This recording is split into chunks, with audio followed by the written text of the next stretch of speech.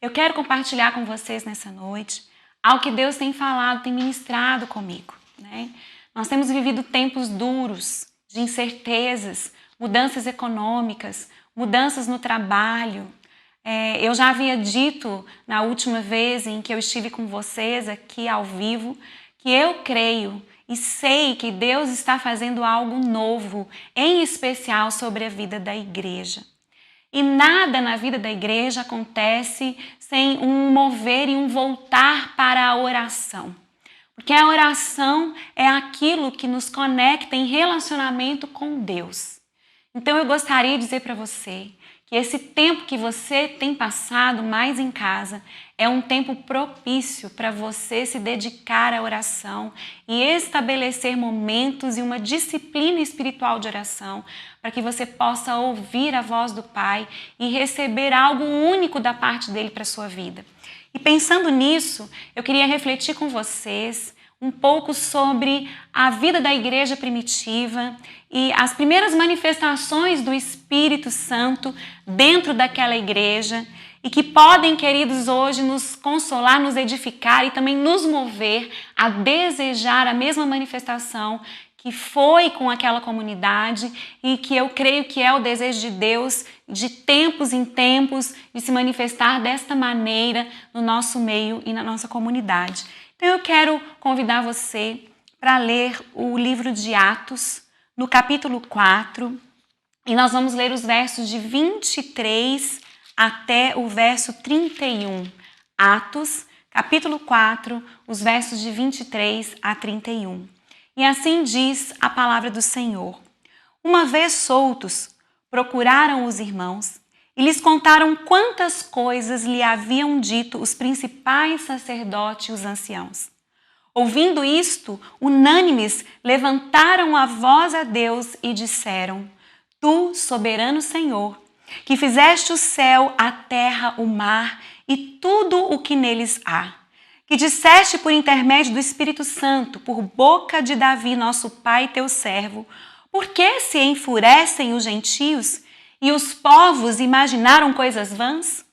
Levantaram-se os reis da terra e as autoridades ajuntaram-se a uma contra o Senhor e contra o seu ungido.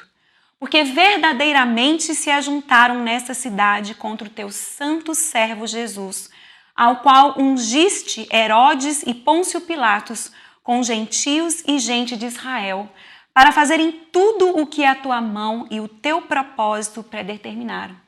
Agora, Senhor, olha para as suas ameaças e concede aos teus servos que anunciem com toda a intrepidez a tua palavra, enquanto estendes a mão para fazer curas, sinais e prodígios por intermédio do nome do teu santo servo Jesus. Tendo eles orado, tremeu o lugar onde estavam reunidos. Todos ficaram cheios do Espírito Santo e com intrepidez anunciavam a palavra de Deus. Palavra de Deus para nós nessa noite. Eu gostaria de lembrar o contexto desse texto que nós estamos lendo agora. Pedro e João estavam evangelizando e eles decidiram então, lá no verso 3, subir ao templo para orar. Era a hora nona, por volta das 3 horas da tarde.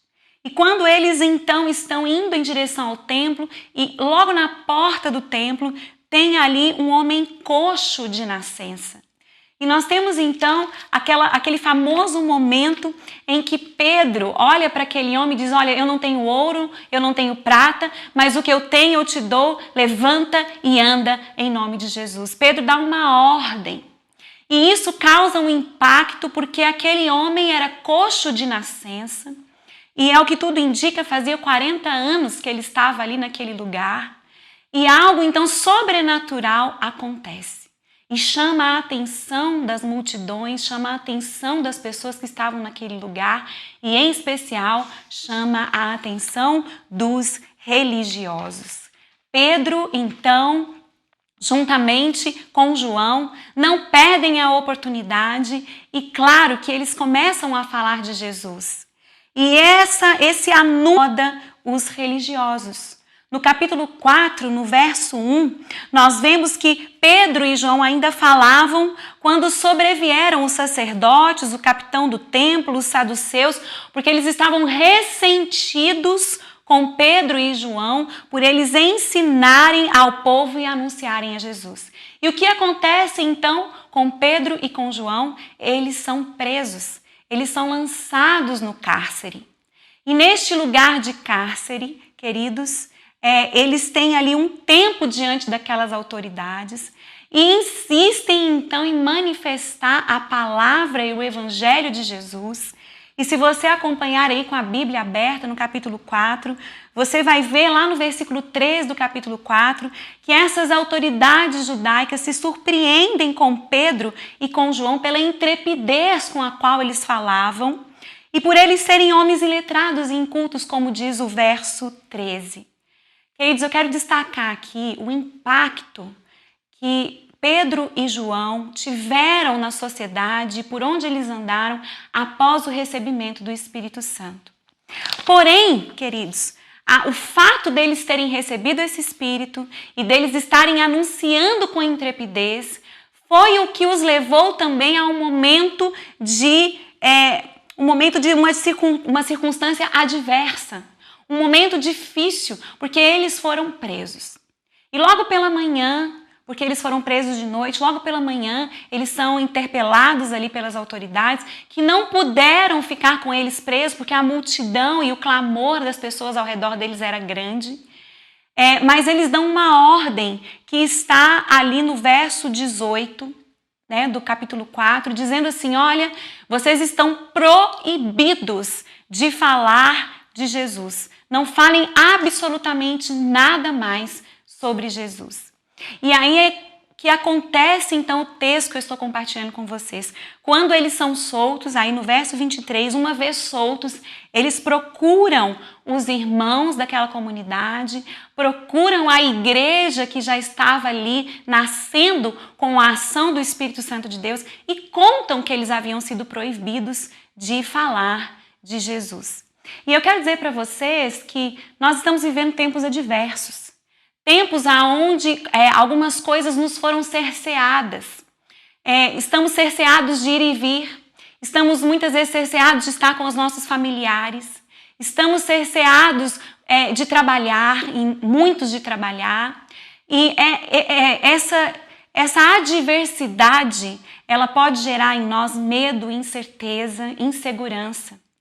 E quando Pedro e João, eles levam então essa adversidade, essa recomendação, na verdade, essa ordem que eles haviam recebido de não falar do evangelho, eles estão comunicando uma dificuldade para aquela igreja. E aí eu quero então trabalhar alguns princípios espirituais com vocês nessa noite, rapidamente. E o primeiro deles é unidade. Unidade. Então, diante de um conflito, diante de uma situação difícil, diante de um momento de tempestade, como nós cantamos aqui, se o trovão e o mar, né? Se eles vierem sobre você, eu quero dizer, não ande sozinho no período da tempestade. Não fique sozinho no momento de adversidade. Mesmo estamos distantes uns dos outros fisicamente, nós podemos nos dar suporte mutuamente através de uma oração, através de uma ligação, através de um socorro financeiro, através de um socorro material. Não fique sozinho. Em tempos de adversidade, você tem com quem contar. Você tem uma igreja, você tem uma família. E aqui então você vê Pedro e João compartilhando a dificuldade e o receio que eles tinham com relação àquela advertência. Mas não fique sozinho. Pedro, João e aquela igreja que estava nascendo ali em Jerusalém tomam uma posição. A primeira coisa que eles fazem é orar. Eles oram.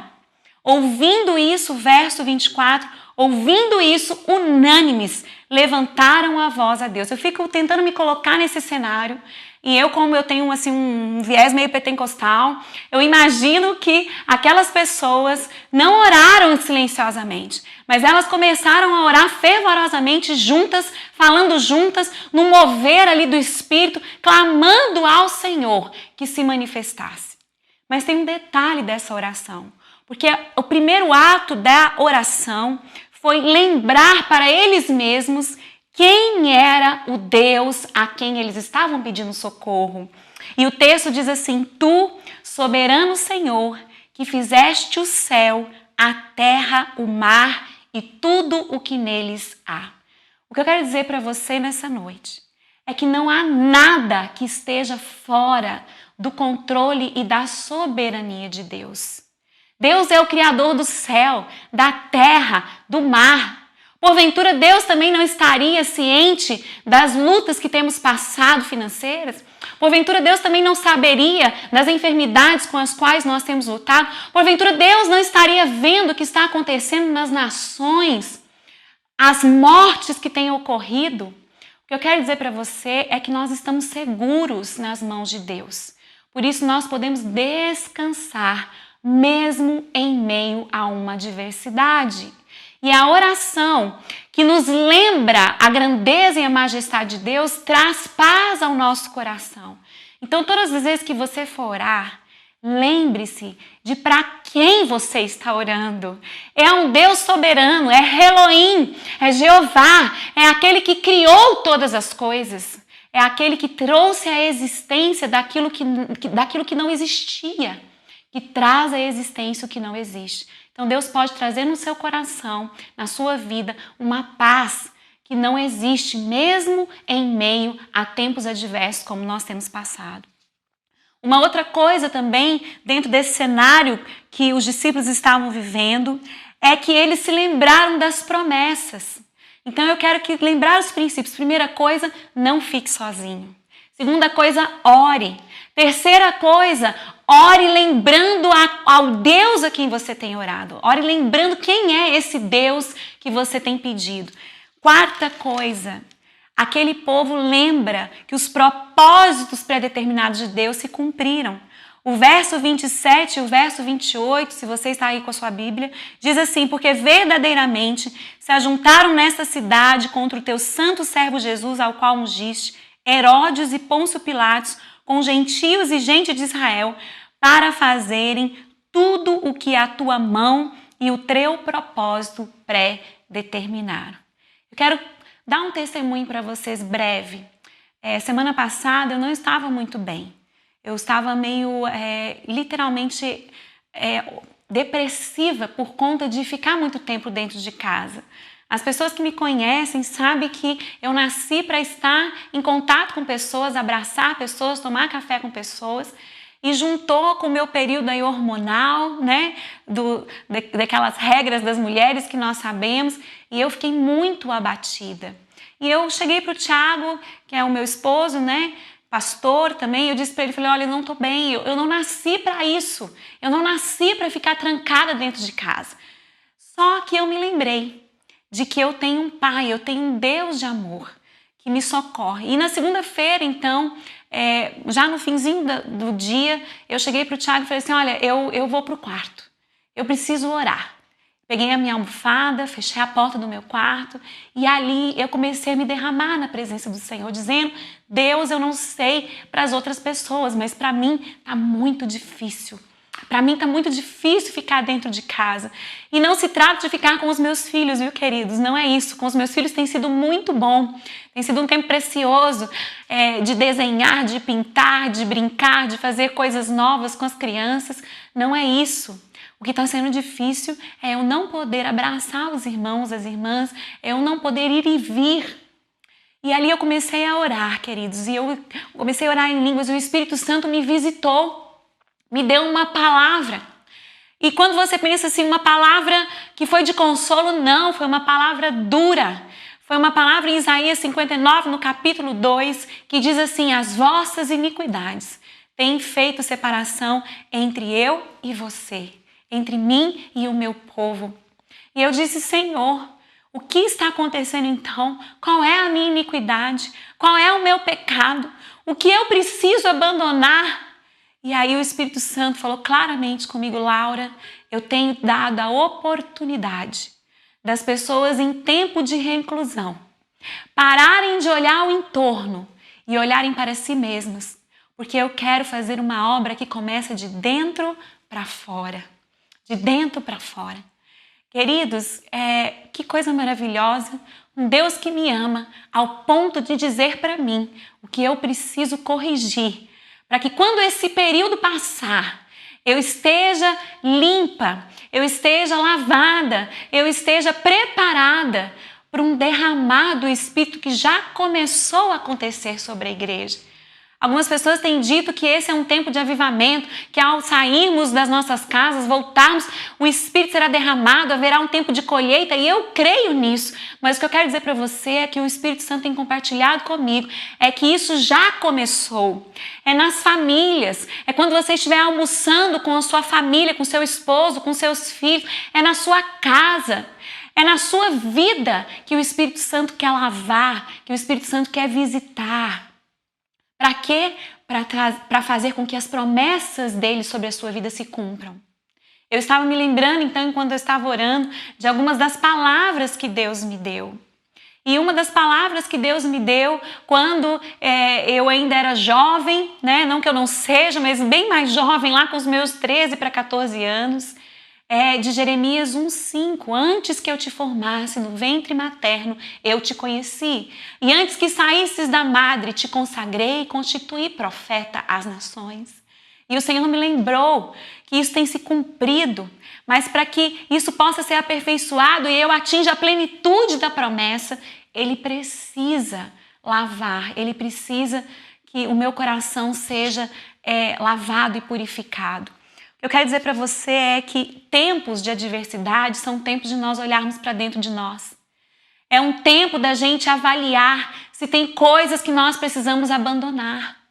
É um tempo, queridos, de nós tomarmos decisões, posturas novas na nossa vida, para que a gente tenha qualidade, possamos viver uma vida abundante. Continuando no texto, queridos, lembrando para vocês que eu falei, não fique sozinho, ore, lembre para si mesmo quem Deus é, lembre-se das promessas de Deus para a sua vida, peça socorro. O verso 29 diz, agora, Senhor, olha para as suas ameaças. Eu não sei você, mas eu vivi a minha vida toda na igreja. E durante muito tempo o espírito de religiosidade dominou e tomou conta da minha vida. É como se eu não pudesse pedir socorro, porque eu demonstraria alguma fraqueza espiritual. É como se crente não pudesse passar por luta. É como se crente não pudesse ficar doente. É como se crente tivesse que ser só vitória. É tudo na bênção. E eu quero dizer para você, meu irmão, não é assim que a vida acontece. Muitas vezes as coisas não vão dar certo. Muitas vezes nós vamos passar por adversidades difíceis, enfermidades, lutas, morte, luto. E nesses momentos, Deus nos deu o Espírito Santo Consolador, mas também nos deu o corpo, nos deu a igreja, para que nós possamos não caminhar sozinhos, mas que nós possamos pedir auxílio. Lembrando que esta igreja estava reunida numa só voz. Todos eles pediram, olhe para as suas ameaças. Sabe o que isso quer dizer, Senhor? Há perigo. Há dificuldade, há luta, mas nós contamos com o seu socorro. Como é que está a sua vida? É só vitória? Está tudo bem? Na minha vida não está tudo bem, não. Na minha vida eu tenho tido lutas, tenho tido demandas, dias em que eu estou mais angustiada, mas eu sei, queridos, em quem eu tenho crido. E eu creio nessa palavra e eu sei que Ele é poderoso para fazer infinitamente mais do que tudo aquilo que pedimos ou pensamos, conforme o seu poder que opera em nós. Então eu quero desafiar você a pedir socorro ao Senhor, a pedir socorro em oração, mas também a pedir socorro para aquela pessoa que está do seu lado, que pode ser o seu marido, que pode ser a sua esposa, que pode ser o seu filho, a sua mãe, o seu pai. É um tempo de nós agirmos em unidade, em comunhão, suportando uns aos outros em amor. E por fim, queridos, na oração que eles fazem, num tempo de adversidade e de um perigo, eles pedem a Deus alguma coisa engraçada, né? Eles pedem a Deus intrepidez. O verso 29 diz, agora, Senhor, olha para as suas ameaças e concede aos teus servos que anunciem com toda a intrepidez a tua palavra. Sabe, queridos, quando eu li isso, eu fiquei impactada, porque ao invés de reclamar e de murmurar, eles disseram, sim, estamos diante de um cenário difícil, mas nós vamos perseverar, nós vamos continuar. E eu sei, queridos, que para muitos, por conta da economia, por conta do desemprego, por conta da enfermidade, muitos têm vivido tempos de medo, de pavor, mas eu quero desafiar você a se apropriar desta palavra e pedir a Deus que olhe para as suas ameaças, mas pedir também para que você continue andando com intrepidez, com ousadia, e que essa palavra que você já conhece e que está sendo pregada aqui nessa noite, ela possa encher o seu coração de esperança e você permaneça firme, mesmo em meio à tempestade. Porque o Senhor está aí com você, assim como Ele está comigo. Nós sabemos o caminho. Jesus diz, eu sou o caminho, a verdade e a vida. Eu sou o caminho, a verdade e a vida. Preste atenção nessa palavra, vida. Não se trata só de uma vida eterna, uma vida após a morte, mas é uma vida agora. Então, naquela segunda-feira, quando eu ajoelhei para orar, eu disse, Senhor, eu preciso de um novo fôlego de vida. Eu preciso que o Senhor derrame óleo de alegria, que o Senhor restaure a minha esperança. E sabe, queridos, Jesus, o Pai e o Espírito têm prazer em derramar do seu renovo. Porque Jesus, a palavra de Deus diz que Jesus veio como um renovo. Um renovo. Então eu quero te animar, ainda que as coisas estejam difíceis, Deus, Ele tem um renovo. Ele tem um óleo fresco de alegria. Ele tem um bálsamo de Gileade para fazer de você uma pessoa intrépida e ousada, mesmo num tempo de adversidade. E sabe o que acontece quando a gente crê nesses princípios e quando a gente ora? O verso 31 diz, tendo eles orado, tremeu o lugar onde estavam reunidos e todos ficaram cheios do Espírito Santo. E aqui eu quero dizer algo que Deus tem compartilhado comigo. É um tempo de um novo derramar do Espírito sobre os seus filhos. É um tempo de nós experimentarmos a plenitude de sermos cheios do Espírito. E aqui o Senhor falou comigo, Laura, todas as vezes que você entra na minha presença, que você ora, eu desejo e eu quero derramar uma porção nova do meu Espírito sobre você. Meu irmão, minha irmã, se você não entendeu nada do que eu falei até agora, guarda o que eu vou te falar no coração. Deus está nos movimentando como nação e como igreja para um momento propício de oração, aonde você vai aprender a visitar o lugar secreto e o Senhor vai derramar sobre você do Espírito dele. Ele vai te visitar com um abraço aconchegante. Ele vai te visitar com um consolo. Ele vai derramar sobre você amor. Ele vai derramar sobre você a ousadia do Espírito. E é esse o desejo de Deus. Quando eu vejo tudo que nós estamos vivendo, quando eu vejo que o nosso governador estendeu aí o nosso período de quarentena para 10 de maio, e eu acho que isso vai ser estendido um pouco mais para frente. Eu ouço o Espírito Santo dizendo para mim, corra para mim, corra para mim, corra para mim, porque eu quero e eu vou e eu posso derramar do meu Espírito sobre a sua vida. Isso quer dizer, queridos, que nós estamos vivendo um tempo único como nação, um tempo único como igreja, um tempo de nós experimentarmos o socorro que vem do Senhor, porque diante de certas circunstâncias nós não temos o que fazer.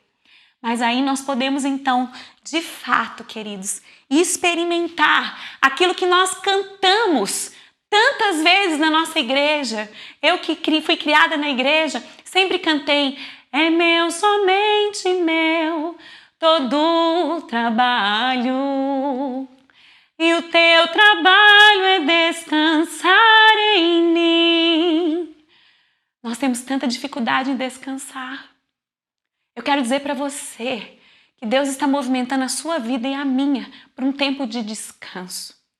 E eu tenho recebido testemunhos de pessoas da nossa igreja que têm sido abençoadas, que têm sido surpreendidas, que têm visto o maná do Senhor literalmente cair do céu e que têm visto o cuidado de Deus invadir as suas casas. Eu não sei o que você está passando. Algumas pessoas da igreja nós temos ligado, temos ouvido, mas são muitas e muitas vezes nós não conseguimos saber de todas. Mas eu quero nessa noite orar com você. Você está como aí na sua casa? Você está sentado? Você está na frente da televisão? Se você puder, se ajoelhe nesse momento. Sabe por quê, queridos? Porque para o Espírito Santo não há barreiras. Assim como as ondas sonoras são invisíveis e elas estão perpassando aqui o nosso ambiente e estão chegando aí até a sua casa, assim também é o Espírito Santo de Deus. Ele é invisível, mas ele está aqui, ele também está aí na sua casa. E da mesma maneira que ele me tocou na segunda-feira e está me tocando agora, ele também pode te tocar. E eu quero orar com você. Não é por você, eu quero orar com você. Para que você seja tocado pelo Espírito Santo de Deus e você receba intrepidez e ousadia para passar por esse tempo de adversidade pelo qual o mundo tem passado. Feche seus olhos, coloque os seus joelhos, estenda suas mãos e nós vamos orar nesse momento. Ah, Senhor, obrigada, Pai, porque em Ti, Pai querido, nós encontramos descanso. Tu és o nosso auxílio, a nossa fortaleza, o nosso rochedo. A Tua palavra, Senhor Deus, diz que em Ti nós encontramos águas de descanso. Ah, Pai querido, em nome de Jesus, eu não estou em casa alguma neste momento, mas o Senhor está presente, visitando nesta hora, com o Teu toque de amor, com o Teu toque de consolo, de cura, de restauração, de ânimo, cada vida, Senhor, que está participando deste culto. E eu peço, Papai, que Tu possas derramar óleo de alegria em nome de Jesus. Isaías diz que o Senhor veio para derramar óleo de alegria, tirar as vestes de tristeza e colocar sobre nós vestes de louvor, uma coroa em vez de cinzas. Por isso, Deus, aquele coração que está angustiado, preocupado, ansioso, vem agora com o Teu Santo Espírito, Senhor, e derrama da Tua paz. Derrama da Tua paz. Aleluia, Senhor. Pai, eu quero orar por aquelas pessoas que estão preocupadas com o emprego. A Tua palavra diz que o pão nosso de cada dia o Senhor nos dá hoje. Ensina-nos, Deus. Ensina-nos a confiar na Tua provisão. Eu quero orar por aquelas pessoas, Deus amado, que estão trabalhando mais ainda em casa. Deus, dê a elas períodos de descanso. Que elas possam, Senhor Deus, em nome de Jesus também, reservar um período para descansar no Senhor, para ouvir a Tua voz. Visita cada criança, visita cada adolescente, visita cada homem, cada mulher. As famílias que estão enlutadas e que têm lutado contra a enfermidade. Eu te peço, Senhor, em nome de Jesus, manifesta a Tua cura. Manifesta a Tua cura. É no nome de Jesus que eu oro e é no nome de Jesus que eu te agradeço. Amém. Uma última coisa que eu gostaria de falar com vocês, que eu não destaquei no texto, mas é que quando eles pedem, Senhor, olha para as nossas ameaças, e eles pedem intrepidez. E no texto diz o seguinte, que enquanto eles fossem fazendo esse movimento, Deus ia curando, Deus ia manifestando o seu poder. Queridos, eu quero dizer, é tempo da igreja viver os sinais.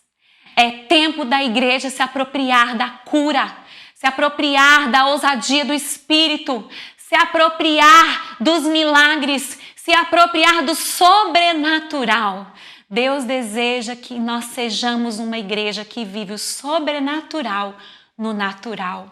Então que você creia e que você receba o batismo do Espírito, que faz tremer o chão da sua casa e que faz você viver de fé em fé, de glória em glória, crendo que Ele é poderoso para fazer infinitamente mais na sua vida, em nome de Jesus.